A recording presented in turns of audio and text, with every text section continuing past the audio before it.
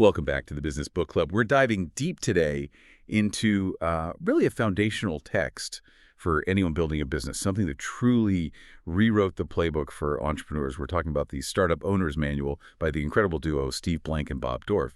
If you've ever wondered how successful startups, navigate those chaotic early days, this is pretty much your shortcut to understanding their journey. Absolutely. And it's more than just a book you read cover to cover. It's like a field guide.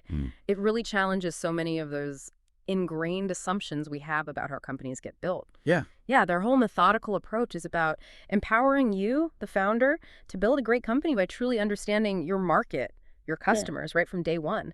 Not just building what you think they want. Right. It's all about turning those initial guesses, those hypotheses, into validated facts. And doing that, well, it drastically reduces risk and, really increases your chances of finding that scalable, repeatable, profitable business model everyone's chasing. Okay, so let's unpack that a bit. I think many of us, maybe naturally, think of a startup as just a smaller version of a big company, right? Same principles, just fewer resources maybe. But Blank and Dorf, they just turn that idea completely on its head. What's their core argument against that view? Well, the fundamental insight, and it really is profound, is this. A startup is a temporary organization in search of a scalable, repeatable, profitable business model. Temporary searching. Exactly. That's the crucial distinction. Unlike a big company that's executing, they already have customers, a known product, a proven model, a startup begins in, extreme uncertainty. Right. It's basically a blank canvas. You've got ideas, guesses, maybe minimal customer knowledge, often no customers at all. It's exploration, pure exploration, not execution. And they talk about some really pervasive but flawed assumptions that come with the traditional way of launching products, don't they? Definitely. Like, I know what the customer wants, or Right. I know exactly what features we need to build. Sounds confident, but deadly for a startup. Precisely. Because those traditional methods, they assume facts that simply don't exist on day one for a startup. It's just guesswork. Okay. And that mindset, it leads founders to build these full, complex products based purely on internal guesses, sometimes spending tons of time before ever talking to a single real customer. Wow. Yeah, the book points to Webvan as like a classic cautionary tale, huge failure. I remember Webvan. Right. They followed that conventional model, fervently, first mover advantage, get big fast, all that. But they ultimately tanked because, as the book puts it, they failed to ask, where are the customers? They just built it assuming people would come. They built this enormous infrastructure based on assumptions that just collapsed in the real market. Catastrophic. So that means the typical waterfall development model, where you plan everything up front, write huge specs, then build for months or years. Yeah, the sequential thing. That's a complete no-go for startups, because the book says the product is nearly impossible to revise. Yes, exactly. That rigid approach, it means once that development train leaves the station, and they mean for 18 to 24 months sometimes. Well, not that long. Oh, yeah. It runs uninterrupted by changes or new ideas, no matter how good they might be for the business. You're locked in. And startups just can't afford that. They can't. They need agility. Their initial business model is just a hypothesis, a guess, locking into a long, inflexible cycle based on guesses. It's often a recipe for disaster, like launching a rocket without knowing if the destination even exists. Okay, so here's where it gets really interesting then.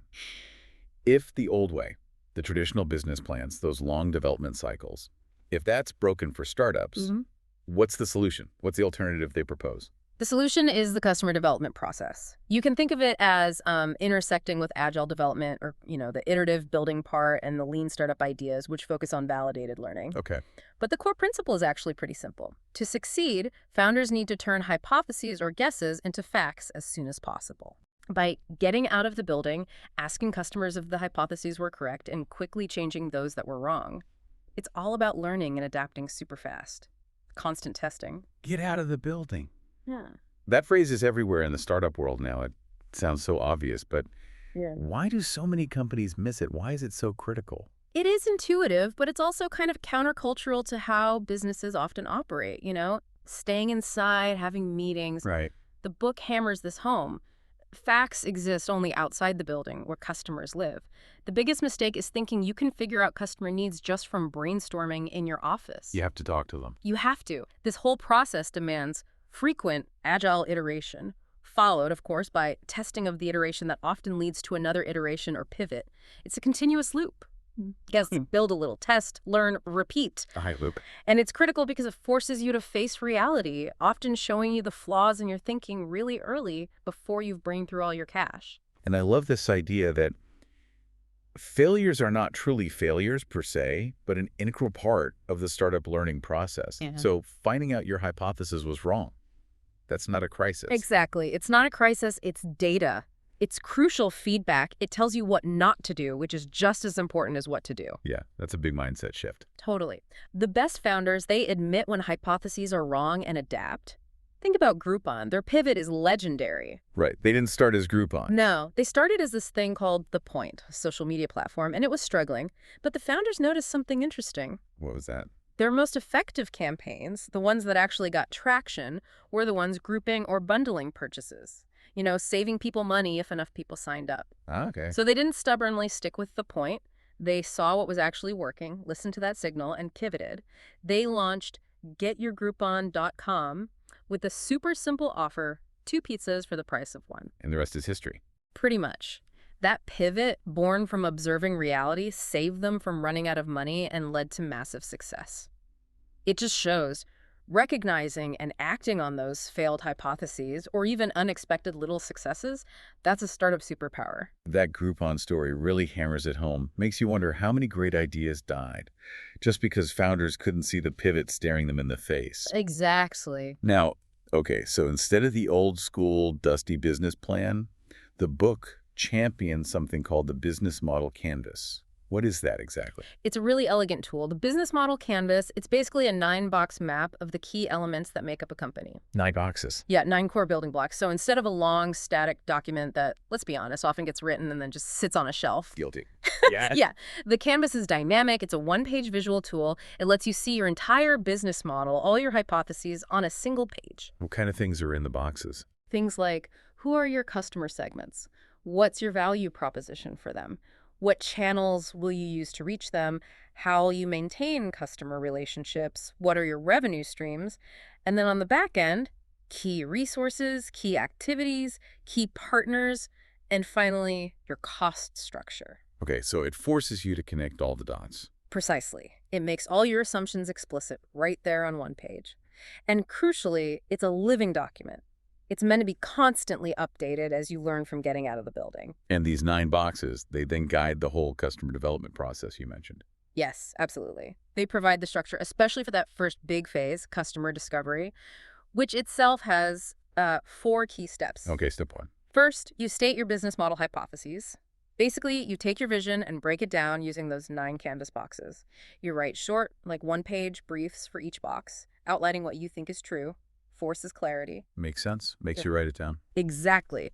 Then, step 2, the big one, get out of the building to test the problem. You're asking, do people actually care about this problem? Right. This is where you physically go talk to potential customers. The book suggests at least 50, and you're not selling yet. Just listening. Just listening. You use maybe a problem presentation to see how much pain they feel. Is it a latent problem they don't know they have? A passive problem they know but don't care much about? An active or urgent problem they're actively trying to solve? Or maybe they even have a vision for a solution already. And you're looking for that urgent pain. Yeah, the book says the real goal is finding situations where customers have actually tried to hack together their own solution already. Yeah. That tells you the need is real and urgent. That's a great signal. Okay, so you've talked to people, you think you understand the problem. What's phase 3? Phase 3 is get out of the building again, but this time to test the product solution. This is where the famous minimum viable product, the MVP, comes in. Ah, the MVP. Right. It's the smallest possible group of features that will work as a standalone product while still solving at least the core problem and demonstrating the product's value. Small as possible. Small as possible. The goal here still isn't mass sales. It's to see if customers react with real enthusiasm. Do they say, I need this, or when can I buy it? You're looking for validation. Exactly. And you're specifically looking for what the book calls early evangelists. Early evangelists. Like evangelist customers. Kind of, yeah. Yeah. They're those visionary early adopters who don't just like your MVP, they're passionate. They see the potential, they'll give you honest feedback. maybe even pay for an early buggy version and champion it to others. Their feedback is pure gold for refining your solution. So it's this cycle. Canvas hypotheses, test problem, test solution with an MVP, Yeah. learn, iterate. It's all about learning step by step with real feedback. That's the essence of it. Constant learning and adaptation based on real-world interaction. Okay, so once you've gone through that discovery loop, maybe a few times, and you feel like you've nailed that problem-solution fit, what's the next big step before you hit the gas and try to scale? Right. So after customer discovery, you move into customer validation. And this is where you actually test the MVP by asking for orders. Okay. Now you're trying to sell. Now you're trying to get those first real orders, yes. But crucially, it's about proving you found a repeatable and scalable business model before you commit huge resources. And this must be the point where founders get really tempted, right? Mm-hmm. Hire a big sales VP, build out the marketing team, just go for it. Huge temptation. Very common mistake. But the book warns strongly against that premature scaling, they call it. Why is that so dangerous? It's often a death sentence for startups. The book argues very clearly. Customer validation delays sales and marketing hiring and spending until validation is nearly complete. Delay the big spending. Yes. Yeah. You absolutely need to know if the business can scale. Is there a repeatable sales roadmap? Is the sales funnel predictable? You need answers to those questions before you invest heavily in scaling that sales and marketing engine. And who should be figuring that out? The founders. Founders have to lead this validation phase. It's not just about executing a known process. It requires creative searching, probing, pattern recognition. You can't just hand it off to a sales team yet. Right. There's a great story about Epiphany, a software company. The founders were deep in customer conversations. After one critical meeting, they realized their product was missing a key feature, something called householding, managing multiple accounts for one customer. Right. They immediately pivoted the product to add it based directly on that customer feedback. And that change, that adaptation, led directly to their first big order and ultimately their success. It shows the power of founders staying close and being willing to pivot even during validation. That's a fantastic example. It really underscores founder involvement. Okay, and you mentioned metrics that matter earlier. How are startup metrics different from, say, what a big company looks at on its P&L? That's a key difference. For startups in these early searching phases, traditional P&L statements or balance sheets, while important later, they don't tell the whole story. Those are metrics for executing a known business. So what should startups track? Startup metrics should focus on tracking the startup's progress, converting guesses and hypotheses into incontrovertible facts. Okay, like what? Things like your customer acquisition cost. How much does it cost to get one paying customer? Conversion rates. How many prospects turn into users or buyers? Customer retention rates or churn. Viral coefficients are customers bringing in other customers. Real indicators of whether the model works. Exactly. You use these numbers, this data, to evaluate whether to pivot or proceed. Is the model working? Can it scale efficiently? It's about this continuous data-driven loop of test, measure, tweak, and not just chasing vanity metrics like total registered users if they aren't actually converting or sticking around. Precisely. And crucially, tracking these metrics helps you manage your cash. You need to preserve cash during this learning phase because you might need enough runway for multiple pivots. Finding the right path takes time, and cash is your oxygen.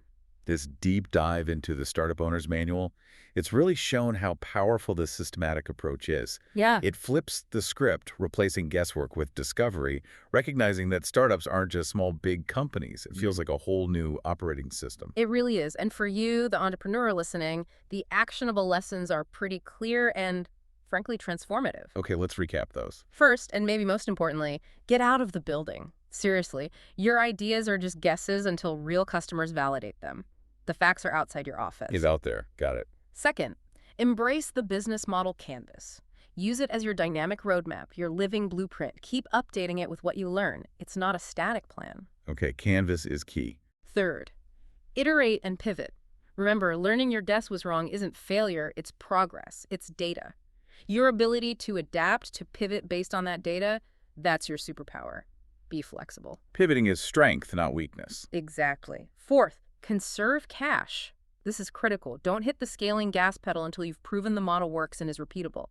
Keep enough cash in reserve to fund those pivots because you'll likely need them. Cash equals runway for learning. Protect the runway. And finally, founders lead, especially in the early days. Don't delegate customer discovery and validation too early. Your direct learning, your direct interaction with those first customers, it's absolutely invaluable for making the right strategic calls. Be hands-on. Be hands-on. Those are incredibly powerful takeaways. They genuinely empower you to build something customers actually need and want, which has to increase your odds in the startup game. We really encourage you to explore these ideas further. And if you found this deep dive valuable, please make sure you're subscribed to the Business Book Club, wherever you get your deep dives.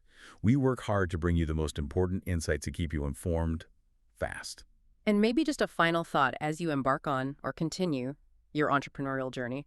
Remember the quote, "It's not the beginning of the end, but it is perhaps the end of the beginning." The real hard, rewarding work, the real learning, it truly starts when you commit to deeply understanding your customer. It's a continuous discovery. Now, that's a wrap for this episode of the Business Book Club.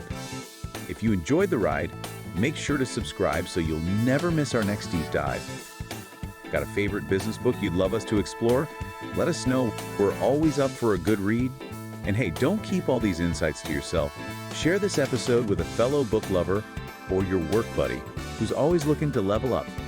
Until next time, keep learning, keep growing, and we'll see you in the next episode.